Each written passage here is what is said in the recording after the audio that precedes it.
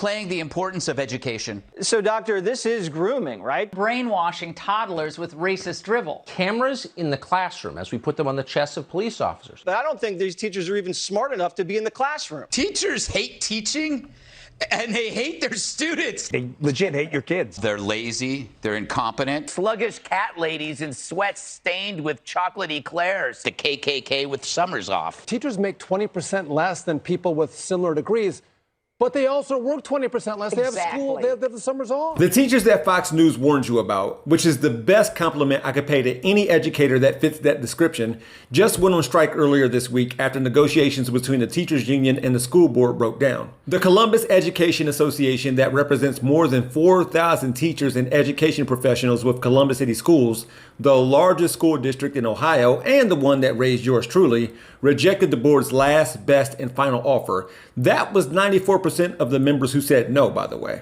And so far, these teachers on strike have received overwhelming support with people, I'm talking Columbus City School graduates, parents, caregivers, kids, and current students joining them in solidarity, bringing them food and drinks, donating money and time, passersby honking as they go. I saw a poll on Twitter from a local journalist which asked, in a dispute between Columbus City Schools and the union for its teachers, whose position do you agree with more? And 79% of the 500 plus respondents said the teachers. But I want to direct some of this to the 11% of people who agree with the school district, who may say teachers need to get back to work or get fired, or teachers need to honor their contracts. Because I've seen online some saying if these people on strike care about students, why deprive them of an education? After all, the school year was supposed to start today, as I record this. But it's not like these same demands haven't been made for decades by all those striking right now and those who came before them. Actually, a lot of the same problems seen today were there in 1975, the last time this school district went on strike. So what would be the alternative? Stick it out? Wait and see if things will improve? Let's be clear, money and compensation has a lot to do with this. I'll get to that in a second. But some of the main sticking points in negotiations had to do with facilities, wanting to have proper heating, ventilation, and air conditioning. Each school building having access to school psychologists, counselors, therapists, and social workers. Smaller class sizes so teachers can focus on each and every student, art, music, PE teachers, extracurricular activities, because while reading, writing, and arithmetic is important, not everyone is motivated by that form of education the same. See the Fox News crew I showed at the beginning of this video. Let's not forget, there were a lot of people who couldn't teach their kids when we were on lockdown. Let these folks get paid over the summer. They deserve it for putting up with our kids.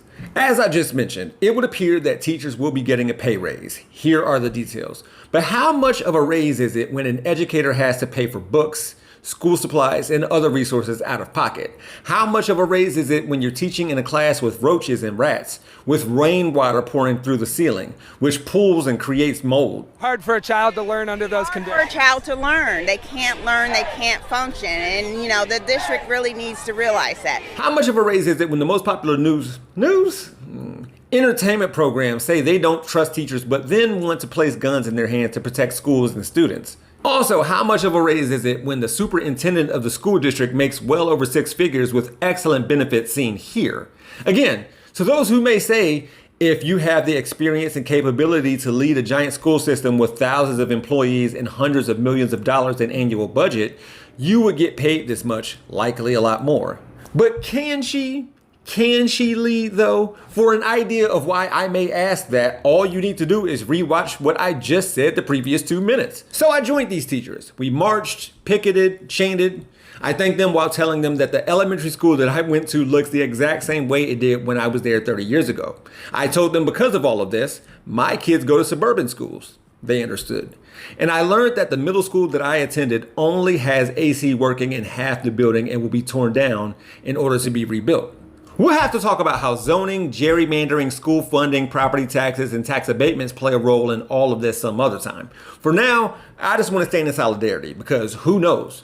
In their classrooms or picket lines could be the next content creator preparing themselves to confuse people with the fake news anchor sign-off they use at the end of each and every one of their videos. For Rebel HQ, I'm Jeff Wiggins.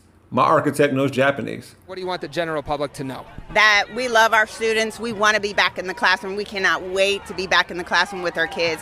But it's not going to be under the status quo that we've always had to accept. We need to change things, and we need to do it now. For more from the Young Turks, stay right here. To see additional content from yours truly, click on the Jeff Wiggins hashtag. You can also find me on my YouTube channel, We Gonna Be Alright.